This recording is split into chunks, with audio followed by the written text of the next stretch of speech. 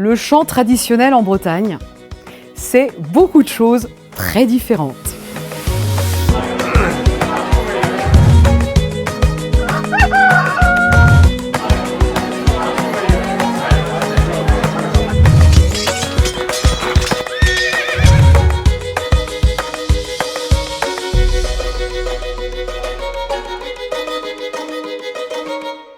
L'objet de nos 3 cours va être de vous faire découvrir les grandes lignes d'un paysage très vaste et très varié. Avant de commencer, on va se mettre d'accord tout de suite sur ce mot de tradition et de traditionnel. Le concept même de tradition est très discuté, en particulier depuis une 40aine d'années, parce qu'il a souvent servi à justifier des discours politiques et aussi tout simplement parce qu'il est assez vague.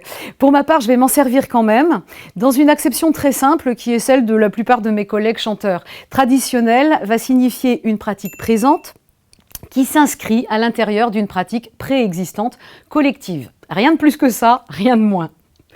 Je rappelle aussi que ce mot de traditionnel, s'il suppose évidemment une certaine continuité dans le temps, ne signifie en aucun cas la reproduction à l'identique et encore moins l'obligation de reproduction. On verra que ce monde du chant traditionnel en Bretagne, comme dans bien d'autres lieux, c'est un univers au contraire de transformation perpétuelle. Et puisqu'on est dans le vocabulaire, restons-y un moment avec le mot de monodie. Une monodie, c'est une musique qui ne comporte qu'une seule ligne musicale à la fois, sans aucun accompagnement. Et la Bretagne est résolument une terre de monodie.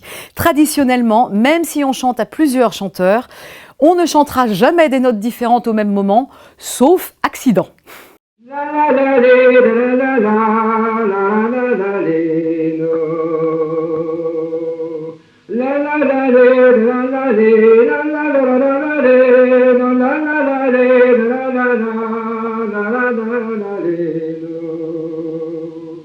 Apportez-nous à boire, faites venir Fanchon, faites venir Fanchon.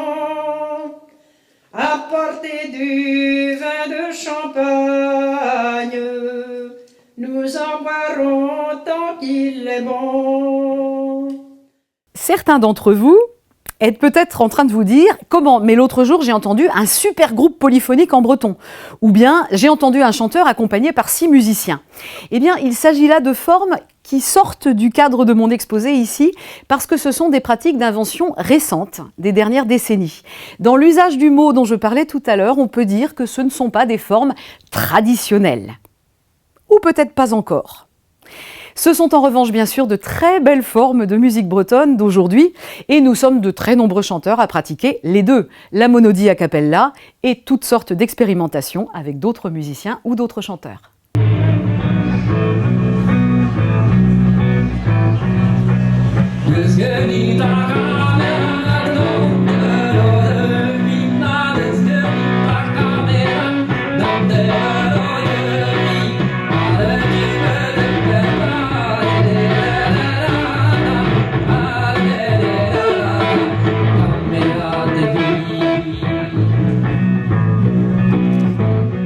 Éric Marchand, un des maîtres du chant traditionnel a cappella, est aussi un de ceux qui l'ont apporté dans les formes orchestrales les plus diverses.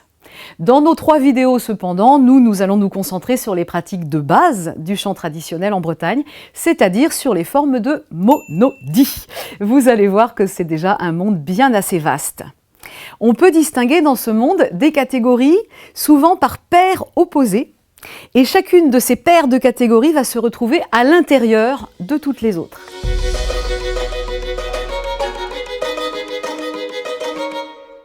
La première d'entre elles est géographique et linguistique, c'est l'éternelle paire Haute-Bretagne, Basse-Bretagne. À l'ouest, la Basse-Bretagne, où les chansons sont généralement en breton, puisque c'était la langue usuelle dans les campagnes jusqu'à il y a peu. À l'est, la Haute-Bretagne, où l'on parlait couramment le gallo et où la majorité des chansons est donc en français. Et oui, en français plus ou moins enrichi, mais tout de même en français. La raison à cela, c'est qu'il n'y a pas une muraille entre la Haute-Bretagne et le reste de la France, et que la très grande proximité linguistique permettait au Pays gallo de chanter des chansons francophones, de celles qu'on va retrouver notamment dans tout le grand ouest de la France, et jusqu'en Amérique du Nord d'ailleurs. La Basse-Bretagne, elle, parlait une langue fondamentalement différente. Le breton, je vous le rappelle, n'est pas une langue latine, c'est une langue du groupe des langues celtiques, ce qui faisait un obstacle conséquent au brassage des chansons. On va donc avoir en breton pas mal de chansons qui n'ont pas d'équivalent en français. Ceci étant dit, la frontière linguistique n'est pas non plus un rempart étanche. Il suffit d'une personne pour traduire une chanson, de sorte que tout de même un certain nombre de textes vont se retrouver dans les deux langues.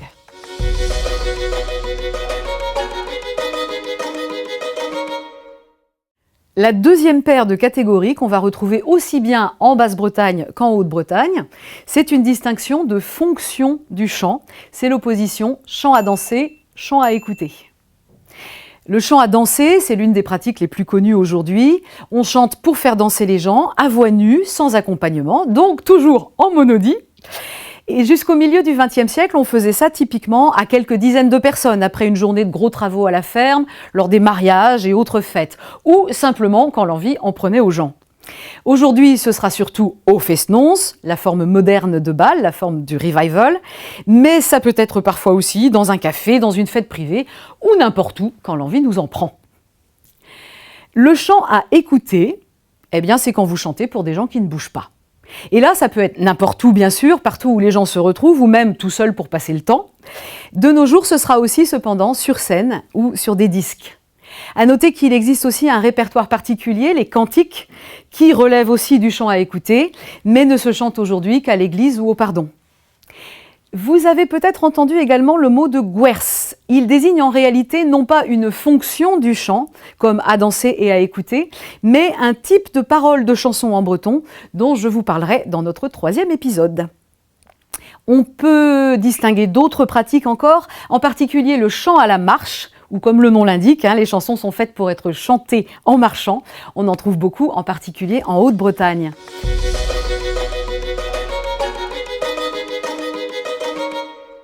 La 3e paire de catégories concerne cette fois la forme du chant. C'est la distinction entre chant solo et chant à répondre. Le chant solo, eh bien, puisqu'on chante des monodies, il est possible de chanter tout seul et on ne s'en prive pas.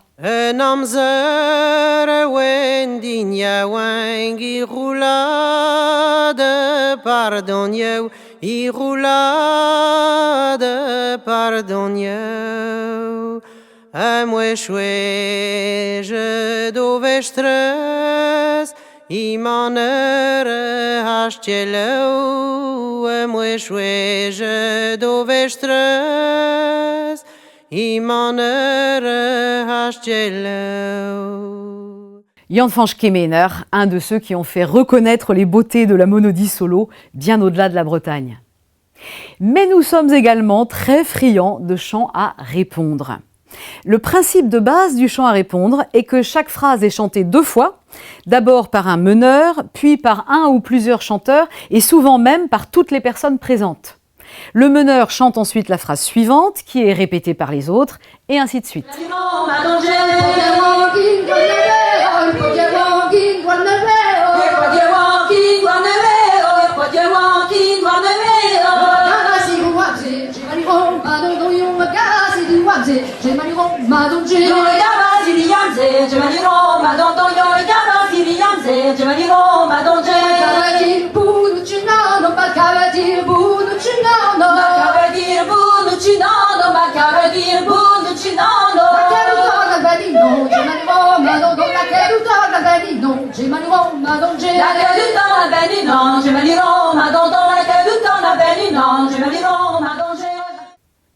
Le chant à répondre a plusieurs avantages pratiques.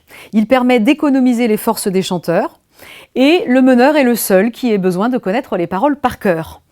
Le chant à répondre permet donc de chanter plus longtemps et il se prête particulièrement à la danse. Vous en entendrez beaucoup au fest-noz.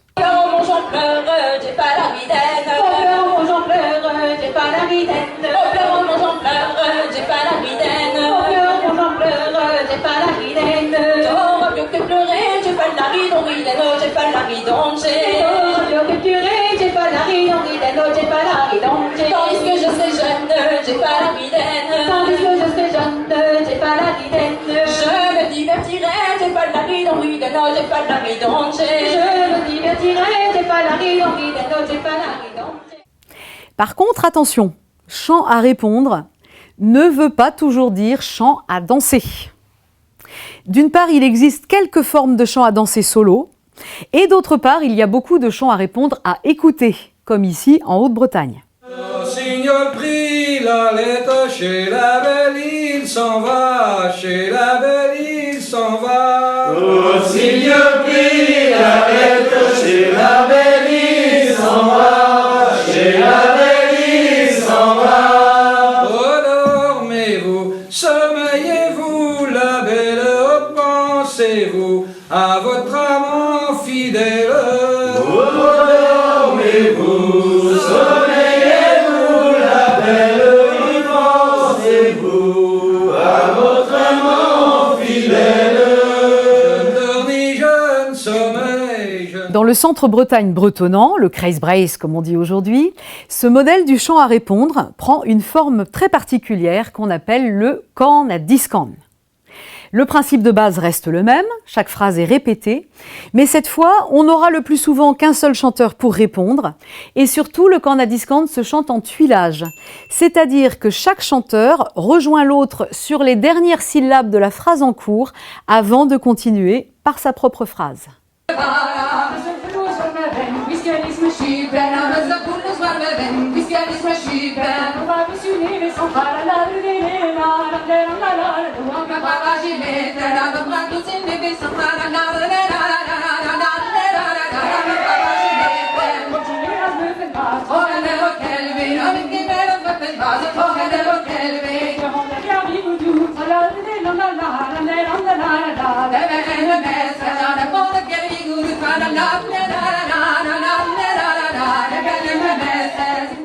Là encore, ce n'est pas une pratique réservée à la danse. Le can à discan peut aussi servir pour du chant à écouter, de la marche aussi, même si de nos jours, c'est surtout au festons que vous en entendrez.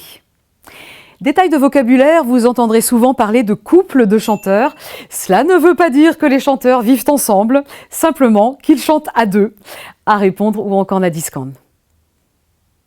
Le grand avantage de chanter seulement à deux, c'est que chaque chanteur est libre de varier et de phraser son chant comme il l'entend, celui qui répond aussi bien que le meneur. Et le jeu consistera souvent à ne pas chanter tout à fait comme son partenaire. Et ça, c'est la grande liberté du chant solo a cappella. Liberté qui est au cœur du chant traditionnel dans toute la Bretagne. C'est la voix nue qui fait fourmiller les pieds des danseurs. C'est la voix nue qui remplit tout l'espace. Ce sont les chansons qui sont faites pour ça, qui n'ont besoin de rien d'autre. C'est pourquoi, quelles que soient nos expérimentations polyphoniques, avec des voix ou des instruments, nous revenons toujours au chant solo a cappella. C'est la liberté qu'il permet qui a donné sa forme à tout le répertoire chanté.